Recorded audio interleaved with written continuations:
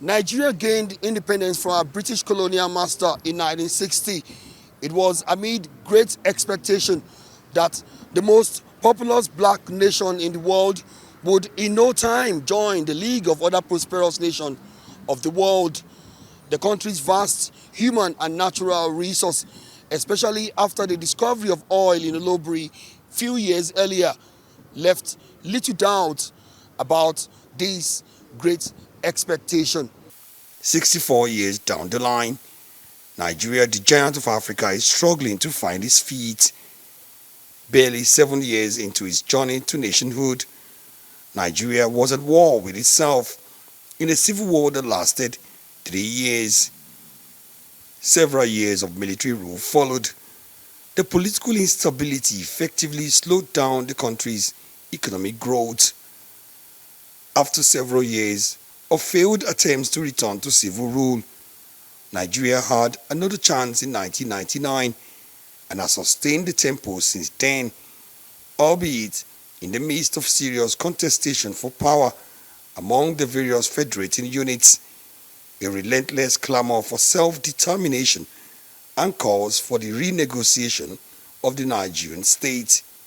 When you look at it from the perspective of crisis across Africa and the world, you want to think that Nigeria would have broken up a long time ago.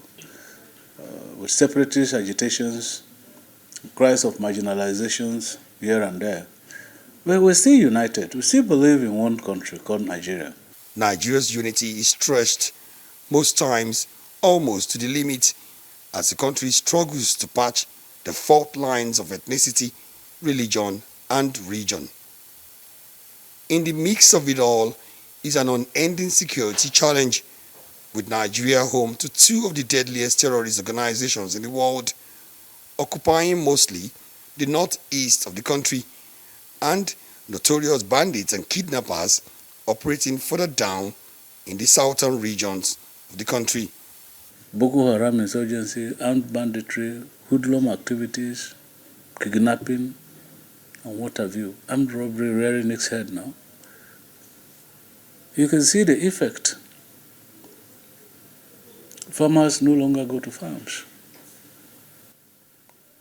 And I can imagine that if farmers don't go to the farm for 1 year, what will be the consequence on food security?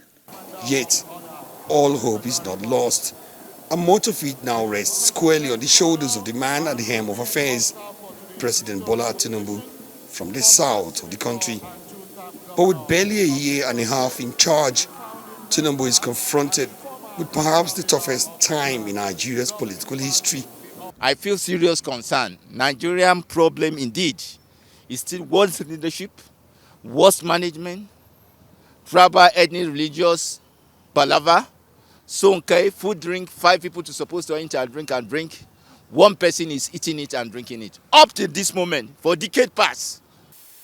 Since coming on board in May 2023, his bold economic reforms, particularly the removal of fuel subsidy and flotation of the naira in the foreign exchange market, have increased the cost of living and hardship in the country.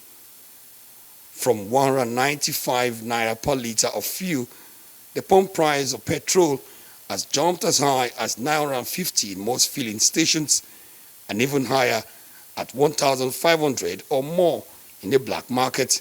These oil pump prices that will increase make life miserable for Nigerians. You can see now there is tired in faces of Nigeria. There is no money in circulation in Nigeria. So I have to urge President Tinubu now, eventually, as he has increased the price of pump price now, Nigeria don't have enough money, especially the poor people. But President Tinubu insists it is a necessary pain that will usher Nigeria into a genuinely prosperous future. He's asking for more time and seeking for understanding by citizens. Our administration knows that many of you struggle with rising costs and the search for meaningful employment. I want to assure you that your voices are heard. But at 64, Nigeria soldiers on, and President Bola Tinubu stands at the threshold of history to either turn things around positively for Nigeria or succumb to the same old failures that have kept the largest black nation of the world down for so long. Omo Bazwai, Arise News.